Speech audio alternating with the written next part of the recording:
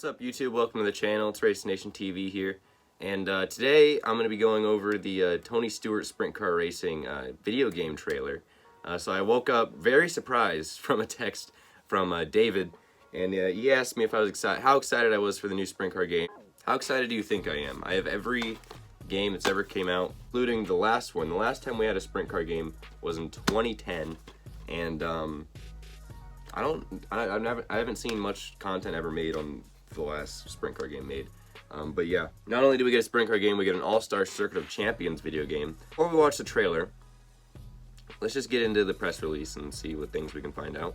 So, Monster Games, the former developer of NASCAR Heat Series video games, kind of gives some red flags to people, but I mean, the dirt wasn't too bad in NASCAR Heat, so you know, I'm sure they can. I'm sure it'll be fine. Both platforms for $29.99.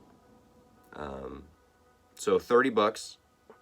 Comes out in 8 days. It's only $30. Let's get into the trailer now. This game will have the All-Star Circuit Champions Sprint Cars, which is the 410 winged, a midget, and a 305 wingless car. So the wingless car in the game is a 305, which is less power than the 410, obviously. Which that's the one thing I'm confused about, is why they chose to go with a 305. All right off the bat. Got some gameplay at tracks that I don't know. It has 24 tracks, and here we go.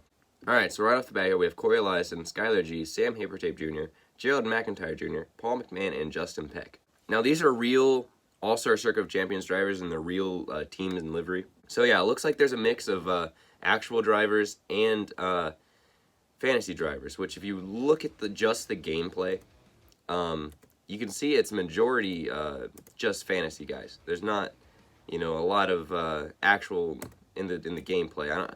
I guarantee for the wingless and for the midgets, it's gonna be all fantasy drivers. But yeah, for the winged, you can definitely tell that there are some real guys up. So here we go. Here we get into the career. We have team sponsors. For sponsors, we got Donovan, Hunt Brothers Pizza, Keir's Speed Shop, and Jake's Golf Cart. So it's Keir's Speed Shop, I recognize. Obviously, Hunt Brothers Pizza. I'm really wondering if these are real companies, and if they're not real companies, that's kind of weird. So yeah, that's interesting. Yeah, this little indoor track, and here we go. We get more into the career. Looks like you can choose.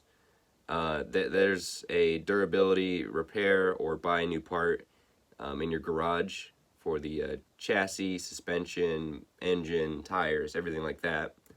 And then the next slide here, we got different chassis. So I guess you can choose. There's a chassis catalog. You can choose what chassis you run. And some are better than others. So basically just save up.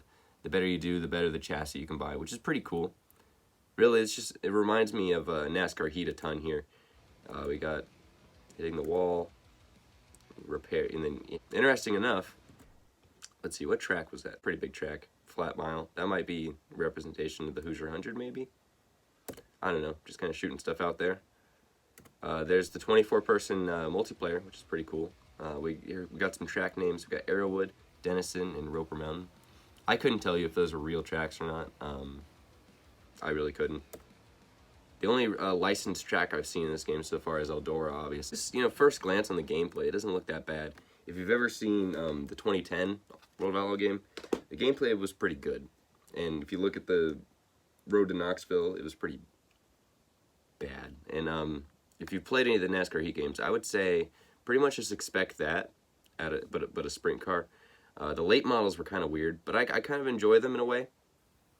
Definitely have to work on some setups with them, but that's one thing I'm going to be looking forward to, is looking to see what types of like setup you can do in this game, because like I don't do a lot of setups in racing video games, but when it comes to sprint car games, oh yeah, setup matters.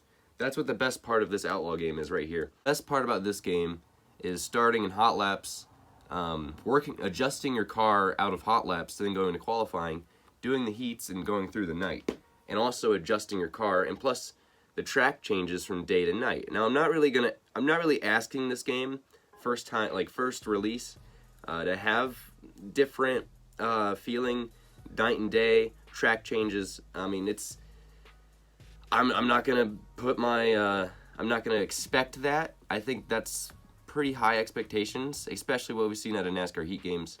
But things I want to see out of this game are just overall playability. I want to see, like, it's obviously an arcade game for a sprint car game.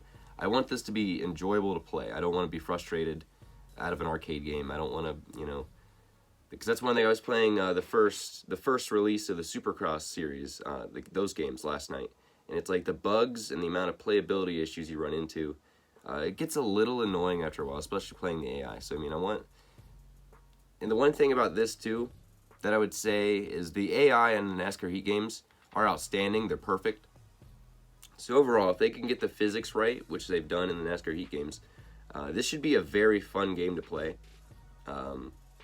Overall, so I mean, I'm not really worried about it. So overall, I think this game's going to be pretty good. I've especially for $30, I don't think you can go wrong with it. An official All-Star Circuit Champions game. Overall, that'll do it for today. If more is released on this game, more info, I'll definitely do another video on it. But for now, this has been Race Nation TV. Hope you enjoyed. Like, subscribe for more, and I'll see you in the next one.